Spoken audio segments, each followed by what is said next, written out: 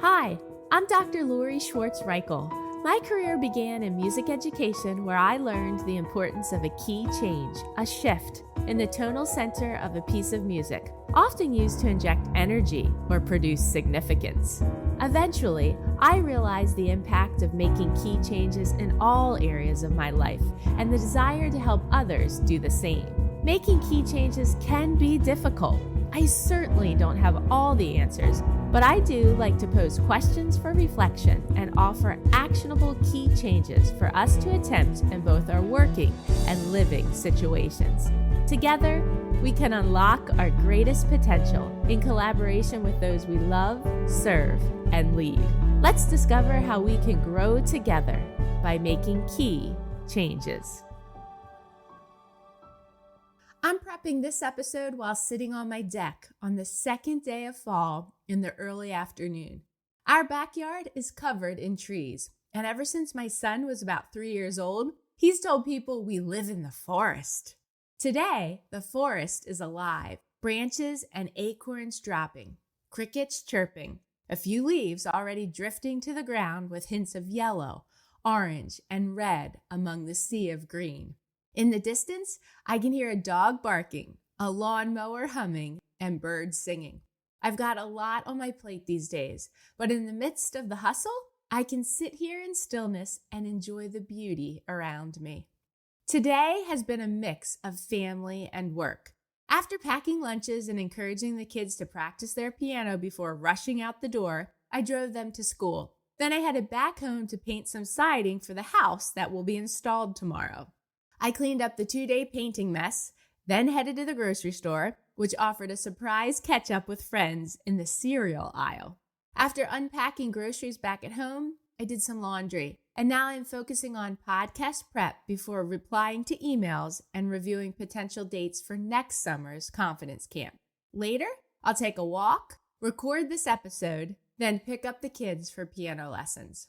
On days when I'm not traveling to speak or consult, this balance of personal and professional responsibility is the life I once dreamed of back when I was teaching full-time. A life where I could create, raise my kids, travel, and support my family both financially and with my presence. It's not rainbows and sunshine every day, but there's joy and purpose. Like many of you, I'm in the sandwich generation, raising kids while also caring for aging parents. Our children's schedules are packed, and my husband and I often coach or lead many of their activities. So we do our best to fit in healthy routines, date nights, and some time for ourselves. Some weeks, we find rhythm. Other weeks, it's a scramble. Lately, I've noticed 2 phrases creeping into my vocabulary. One is, I don't have the capacity for this right now. And the other is, I feel like I'm always apologizing. I prefer the first statement over the second because it makes me sound a bit more in control of my life.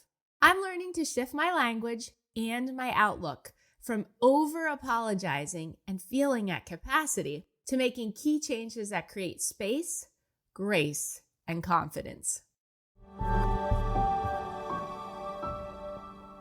When I say, I don't have the capacity for this right now, what I really mean is, my plate is full, not just my calendar, but my mind, my emotions, and my energy. Acknowledging capacity isn't weakness, it's strength. Think about it this way. Our capacity shifts depending on the season we're in. When my kids were toddlers, I had the physical capacity to carry them everywhere, but not the mental space or time for deep projects. Now that they're older, I have more mental focus, but I'm driving them to practices and events almost every night and weekend. Add in the responsibility of caring for aging parents and juggling work projects, and my capacity looks very different than it did a decade ago. And that's okay. That brings me to the second phrase I've been noticing, apologies. When I apologize for being late, or for not helping, or for forgetting something or someone, I'm sending the message that I've fallen short, that I've let someone down just by living my life. I'm learning to shift my language here too. Instead of saying, sorry I'm late, I try to say, thank you for waiting. Or, I appreciate your time.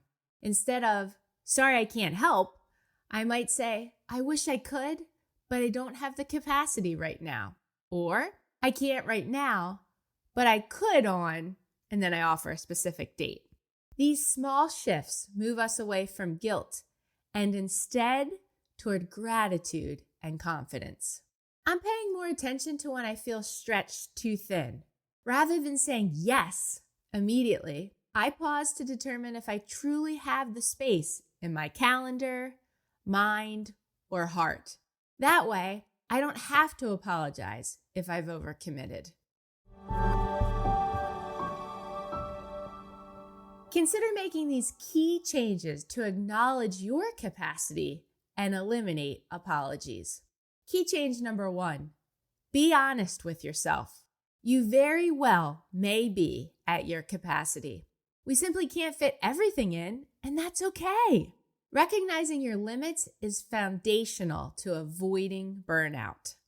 Key change number 2, communicate clearly with others. Clear communication prevents misunderstandings and resentment. Believe me, I know.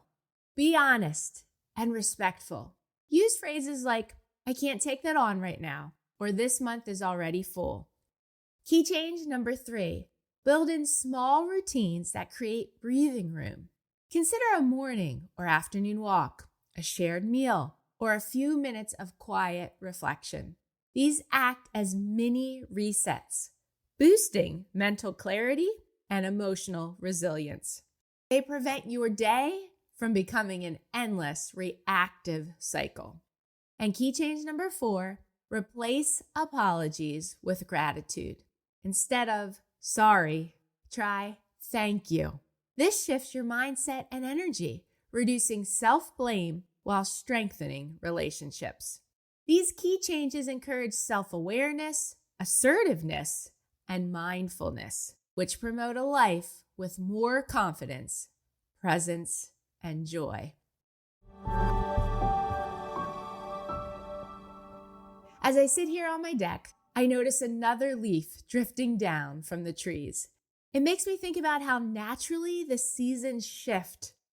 The trees don't apologize for letting go of their leaves.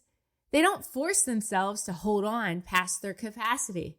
They simply release what no longer serves them and trust that new growth will come in time. Maybe that's the reminder we need too. We don't have to apologize for not being able to do it all. We don't have to explain every limit. Sometimes the most powerful thing we can do is acknowledge our capacity, let go of what doesn't fit in this season, and trust that another season will bring new opportunities. Just like the leaves, things will come back again. Hopefully those you love, serve, or lead will respond with patience, kindness, and compassion because they may be experiencing the same challenges or will at some point in their lives. And just like the forest in my backyard, trust that change and renewal will come in their time. Each of these small shifts is a key change, one that can open space for more joy, presence, and confidence in our lives. If this episode or any of the previous ones resonated with you, I'd love to hear from you. Share the show with someone who might benefit from it, or reach out through my website, makingkeychanges.com. If you haven't subscribed to the Making Key Changes weekly newsletter yet, you'll find a link in the show notes. Published every Wednesday, it aligns with each week's podcast topic and offers even more insights to help you make key changes to grow. And if you'd like to experience this content live, let's schedule a time for me to speak at your school, company, or organization. How are we making key changes to acknowledge our capacity and eliminate apologies? Thanks for listening. If you haven't done so yet, please consider rating and reviewing the Making Key Changes podcast on the Apple Podcast app. If you found this episode helpful, please consider sharing it with others and joining me again next week. In my coming episodes, I'll discuss topics that are most passionate to me, along with things I've been researching or areas of my life I have changed or want to change. You can learn more about me on my website, makingkeychanges.com. Feel free to message me through there or reach out on social media. I'd love to hear from you and learn about what key changes you hope to make.